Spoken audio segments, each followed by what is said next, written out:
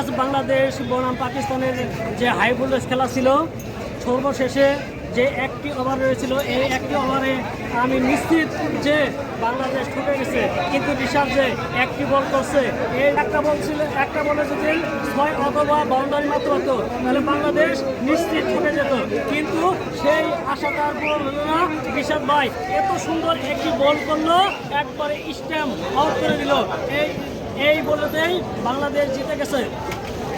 বাংলাদেশ ইনশাআল্লাহ যে তৃতীয় ইনিংসটা রয়েছে, তৃতীয় ম্যাচটা রয়েছে, তৃতীয় ম্যাচটাতেও জিতবে, বাংলাদেশ সিরিজ জয় করবে, এটাই প্রত্যাশা করি। বাংলাদেশ টাইগার দিন দিন ভালো খেলছে, আরও ভবিষ্যতে ভালো খেলবে, এটাই কামনা করি।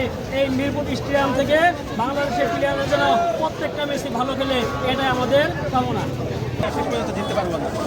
আমাদের দৃঢ় বিশ্বাস ছিল আমার দেশের জন্য, আমরা জানি আমাদের দেশ পারবে। আমাদের অনেক বিশ্বাস ছিল বাংলাদেশের উপর, শেষ অবধি আমরা ছিলাম, আছি, আমরাই হয়েছি আলহামদুলিল্লাহ। তার পারফরমেন্স দেখার জন্য বিগ ব্যাশ, IPL, PSL এর মতো দলগুলোই তার পারফরমেন্সের কারণে তাকে ডাকতেছে। সিলেট এবং চিটাগাংয়ে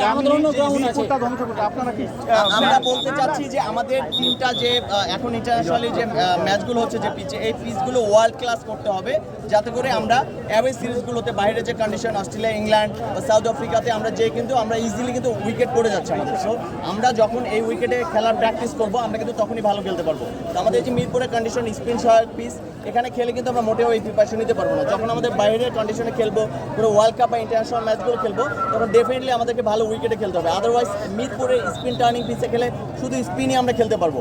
পেস বোলিং যখন আপনি মিচেল স্টার্ককে দিয়ে বল করাবেন, তখন কিন্তু আপনি সেই বল খেলতে পারবেন না। আনফর্চুনেটলি আমরা স্পিন সহায়ক পিচে খেলে অভ্যস্ত।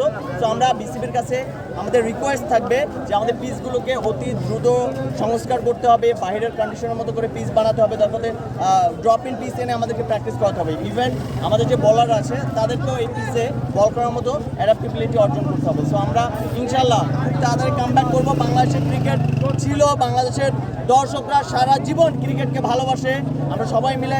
আর আমরা চাইবো সাকিবকে কামব্যাক করাতে। আমাদের একজন অলরাউন্ডার বেস্ট প্লেয়ার, আমরা চাই সাকিব কামব্যাক করুক এবং আমাদের উইকেট কন্ডিশন যেটা আছে এটাকে চেঞ্জ করে পুরো ইন্টারন্যাশনাল, যেহেতু আমাদের বিসিবির তো টাকার সমস্যা নেই, আমাদের অনেক হিউজ টাকা, সো আমরা চাইলে কিন্তু অ্যাফোর্ড করতে পারি।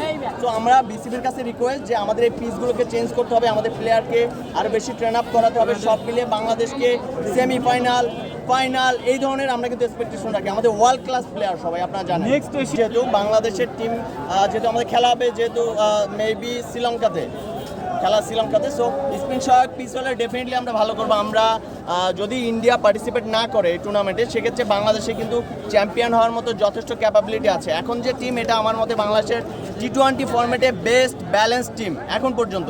আমাদের ব্যাটিং, মিডল অর্ডার বলেন, টপ অর্ডার, ওপেনার সব মিলিয়ে কিন্তু পারফেক্ট একটা কম্বিনেশন। আমাদের স্পিনার আছে, আমাদের ভালো পেস অ্যাটাক আছে, তো সব কিছু মিলিয়ে আমাদের এটা হচ্ছে সবচেয়ে দুর্দান্ত এবং বাংলাদেশের প্রেক্ষাপটে এখন পর্যন্ত T20-র বেস্ট টিম। সো আমরা এশিয়া কাপে এক্সপেক্ট করতে পারি যে আমরা ফাইনালে যাব এবং চ্যাম্পিয়ন হবে। কিন্তু বাংলাদেশ ক্রিকেট বোর্ড এখন পর্যন্ত হোম সিরিজগুলো